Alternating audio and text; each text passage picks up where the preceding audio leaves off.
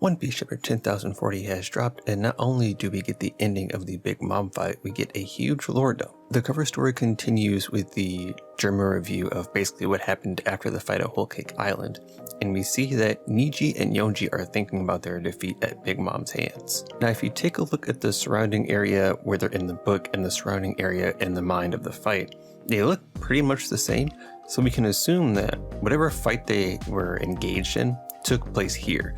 And it looks like this is back on Big Mom's home turf, so you would think that instead of staying on the sea, where Big Mom was and where a lot of Big Mom's crew was basically going after the Straw Hats, they took the fight back on land. Now it's possible that these two kind of broke off to stop Big Mom, but how they ended up all the way back inland is a little bit confusing unless they were basically either taken there or intentionally tried to get her away from both the Straw Hats and the rest of Germa. The chapter picks back up with Kid still shooting Mom with his railgun, and we get an infographic of basically where they are and what I assume to be the hole that Law created and how deep it goes. Now if this is the case, the hole went very deep into the ground below Onigashima. So the farther Law went with his sword, it seems to be even further than we imagined. And while the railgun is putting enough force to keep Big Mom down, it doesn't appear to be hurting her at all. Basically, it's hitting her iron balloon skin and it's not doing any damage. I would assume at this point the effects of Kroom have worn off, or else this would be probably doing more. I would imagine this being Kid's trump card could at least do some damage to Big Mom if she was vulnerable. But I imagine at this point she has her iron balloon back up, so she's not taking any damage. She even goes as far as to say it's tickling her, and that when she gets back up, basically she's taking everybody's life. And she engages Soul Pocus. Naturally, some of the fodder and lower level pirates around Big Mom start losing their souls because they're terrified of her. And rightfully so, she looks like a monster right now.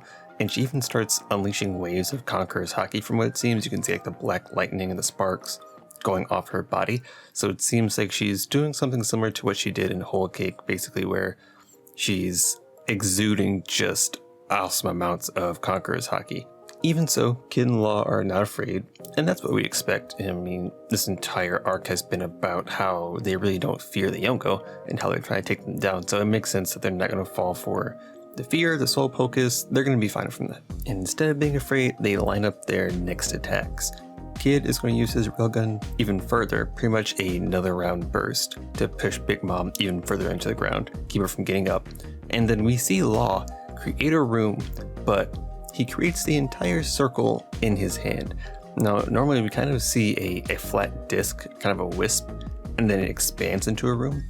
But we see him almost like hold a room in his hands, which is new to me. And it ends up being a part of a technique we haven't seen yet, which is where he's able to actually shoot his room, kind of like Kuma shoots the Ursa's Shock, and he puts it over Big Mom. Now this room has the same properties that Corazone's silence bubble has, or basically no sound can get out from this room. Now how this works, I'm not entirely sure.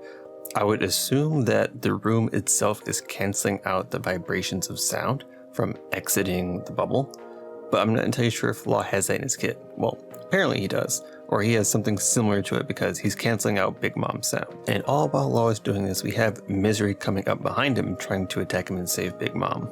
However, Kid and Law attack in unison, Kid launching another wave from his railgun, and then Law ends up doing what looks like Radio Knife on Misery. Now, it looks very similar to how he attacked Treble back in Dressrosa. Basically, when he was sitting in the chair, he does like the backflip and cuts Treble up.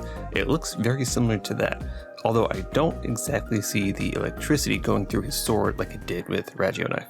And what ends up happening is what I assume happened last chapter. Big Mom's being pushed through the hole that Law created with Puncture Willy, and she's being sent basically down to Wano. Now on the way down, she ends up passing through the basement with Yamato and the fire yokai. Now at this point, because of the silence, none of the homies can hear her, so her only chance to kind of stabilize herself is to kind of grasp around at things and try and get her balance. And she ends up grabbing into some of the frozen bombs, and they start exploding. The explosion of the bombs mixed with like the Conqueror's Haki mixed with the railgun, all of this energy going off at once looks like it ends up taking out the fire yokai. We see it kind of fade into a wisp and like let out a weak Orochi-sama, but it's so tiny and small that it seems like this might be the end of the fire yokai. If that's the case, we've basically eliminated the threat of the bombs going off midair for the time being. We do still have the fires, up top in the dome, but those are a lot easier to take care of than this kind of raging fire monster that can't be stopped. Without anything to stabilize her or catch her fall, Big Mom keeps going down, falls through the hole, and she's hurtling towards Wano.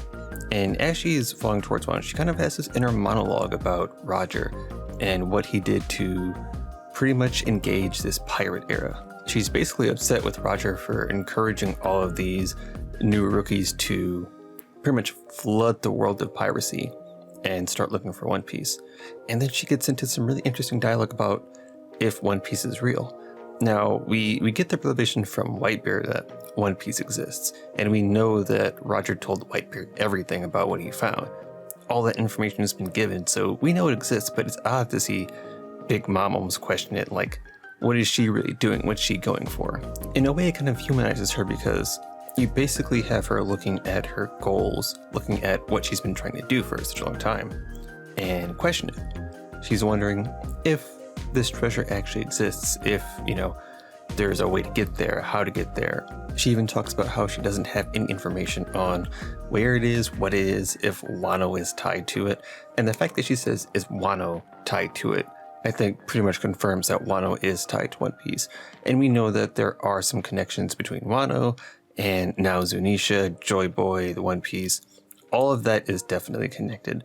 But I think Big Mom making that statement means there's more that we have to connect.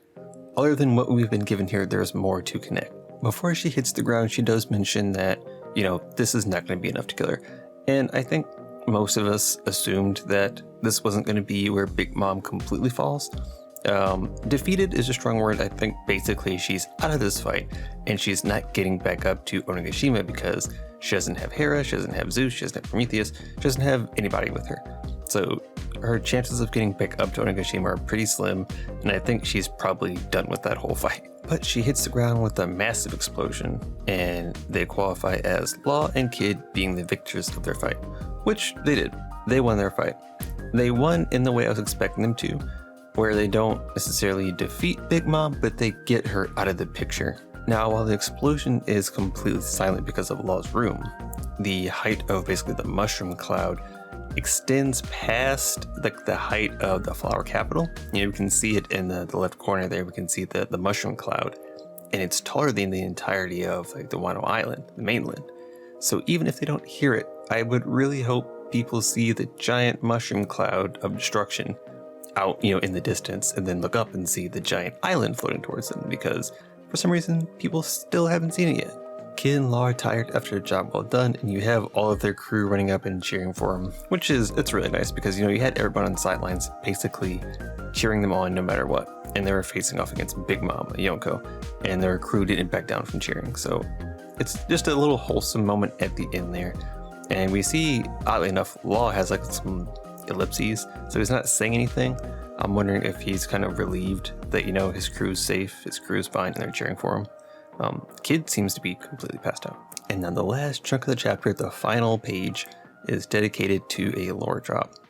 We basically get the interaction between Momo and Yamato, where Yamato's telling Momo that the bombs are frozen, the yokai's pretty much gone, I don't see any threat in the pages whatsoever. And Yamato's not worried about it, so I'm pretty sure that yokai is, wrapped up. And Yamato's just saying that the bombs are frozen, nothing's gonna go off anymore. And then Momo tells Yamato that Zunisha is on the way.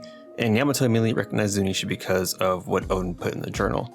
But then Momo says that Zunisha committed a crime 800 years ago, which we know. We know it committed a crime and was cursed or forced to walk for eternity. However, the big reveal is that whatever that crime was, it was a serious crime, and it was back when Zunisha was Joy Boy's companion. What that means is that Joy Boy and Zunisha were traveling together at some degree, some point. Whether it was as Zunisha being a giant elephant that's an island, or if, maybe there's devil fruit involved, where Zunisha maybe wasn't the giant elephant at the time, whether Joy Boy was using Zunisha to get from certain places.